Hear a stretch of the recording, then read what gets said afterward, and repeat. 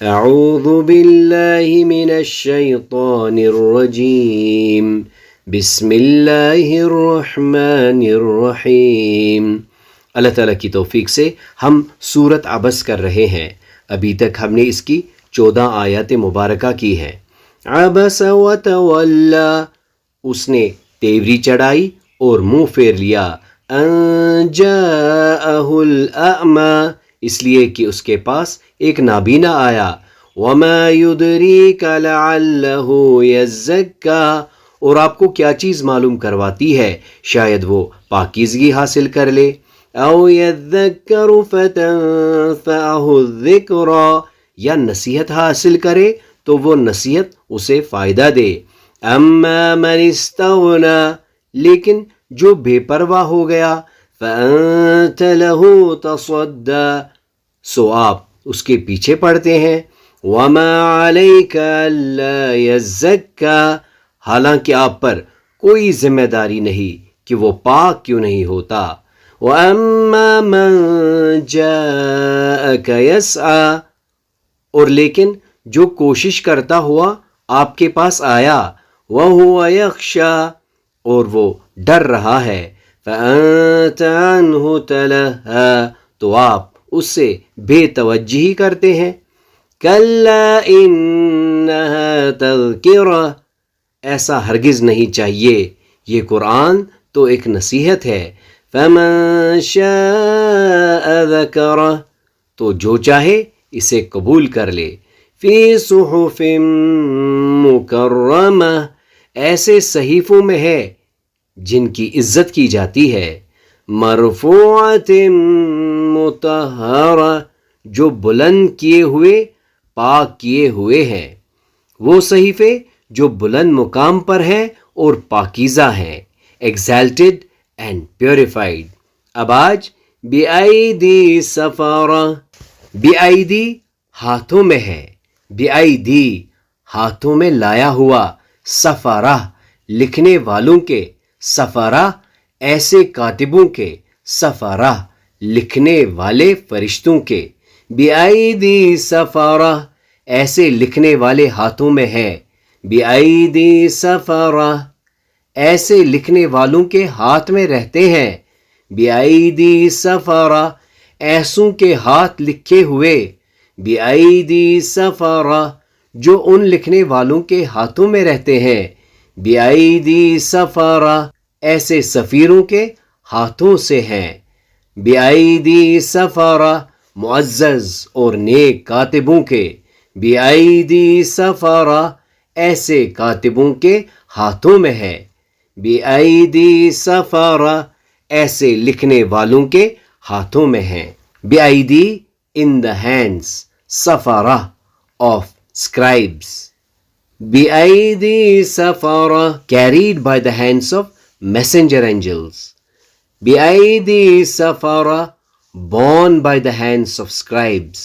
بِأَيْدِي سَفَرَةٍ، ایسے کاتبوں کے ہاتھوں میں ہے، یعنی فرشتوں کے پاک ہاتھوں میں ہے۔ اسفر اس کتاب کو کہتے ہیں جو حقائق کو بے نقاب کرتی ہو، اور سافر وہ شخص ہے جو ایسی تحریر لکھتا ہو۔ اس کا اطلاق الہامی تحریر لکھنے والے انسانوں اور فرشتوں پر ہوتا ہے۔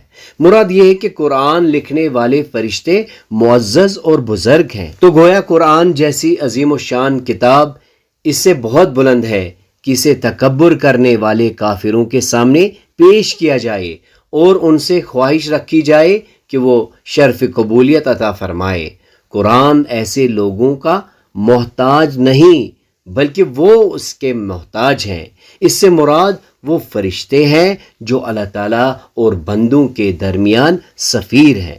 حضرت عائشہ رضی اللہ تعالیٰ عنہا سے مروی ہے کہ رسول اللہ صلی اللہ علیہ وسلم نے فرمایا، اس شخص کی مثال جو قرآن پڑھتا ہے اور اس کا حافظ بھی ہے، مکرم اور نیک لکھنے والے فرشتوں جیسی ہے، اور جو شخص قرآن مجید بار بار پڑھتا ہے پھر بھی وہ اس کے لیے دشوار ہے تو اسے 2 گنا ثواب ملے گا۔ بخاری 4937۔ بِأَيْدِي سَفَرَةٍ، ایسے لکھنے والوں کے ہاتھوں میں ہے۔ سفرتن سافرن کی جمع ہے، مراد لکھنے والا۔ سفرن کتاب، اس کی جمع اسفار، جیسے کہ سورہ جمعہ میں ہے کمثل الحمار يحمل اسفارا، یعنی بے عمل یہود کی مثال گدے کی طرح ہے جو کتابیں اٹھائے ہوئے ہے۔ ان آیات میں اللہ تعالیٰ نے قرآن مجید لکھنے والوں کی تعریف فرمائی ہے، خواہ وہ فرشتے ہوں یا کاتبین وحی، صحابہ ہوں یا دوسرے۔ فرمایا یہ لوگ اللہ کے ہاں بہت عزت والے اور نہایت نیک ہیں۔ اس طرح کتابت کے علاوہ اس کا پڑھنا پڑھانا بھی سب سے بہترین اور نیک ہونے کی دلیل ہے۔ حضرت عثمان رضی اللہ تعالیٰ عنہ سے روایت ہے کہ نبی صلی اللہ علیہ وسلم نے فرمایا خیرکم من تعلم القرآن وعلمہ، کہ تم میں سے بہترین شخص وہ ہے جو قرآن سیکھے اور سکھائے۔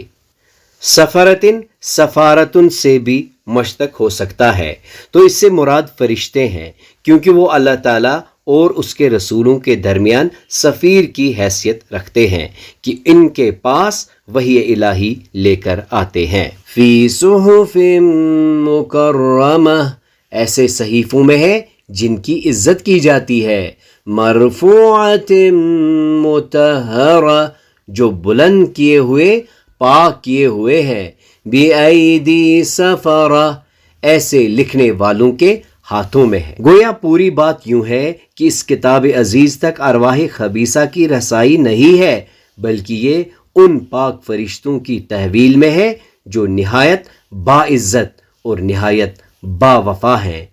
تصور، دعا اور احساس کے ساتھ پریکٹس کیجئے۔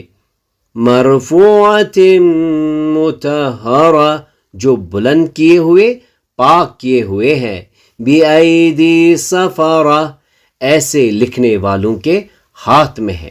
دعا کے ساتھ ہی گزرے ہوئے کل کا احتساب اور آنے والے کل کا پلان ہونا چاہیے۔ آئیے دعا کرتے ہیں کہ اللہ تعالیٰ ہمیں بھی یہ توفیق نصیب عطا فرمائے کہ ہم قرآن کو پڑھیں، اس کو لکھیں، اس کو سمجھیں، اس پر عمل کریں اور دوسروں تک بھی پہنچائیں۔ سبحانک اللہم وبحمدک، اشہد ان لا الہ الا انت، استغفرک واتوب الیک۔